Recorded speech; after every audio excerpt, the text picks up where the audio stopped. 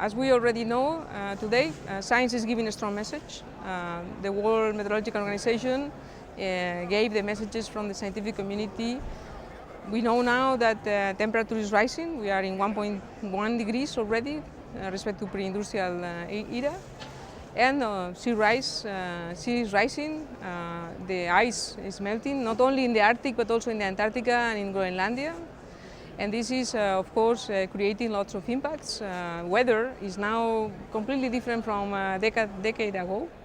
And the impacts are patent in typhoons, floodings, health. Heat waves, for example, are something that in Spain we have 1 or 2 every year, when before it was 1 or 2 every 100 years. We know the average temperature rise has been 1.1 degree since the pre-industrial level. And this is reflected in impacts like heat waves. And we are in a country that, which is Spain, that heat waves are now once or twice a year, or even more, while before we had 1 heat wave every 100 years.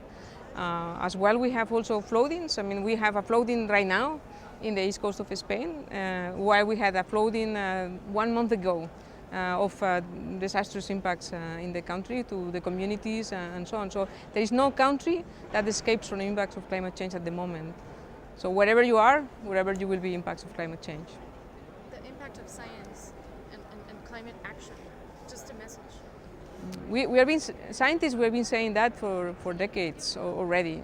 Of course, we didn't have the strongest evidence we have today, but we put in the table now science which demonstrates that the cause of climate change is in a great manner the human activities, and also that the climate change is accelerating to levels that we couldn't predict 2 decades ago.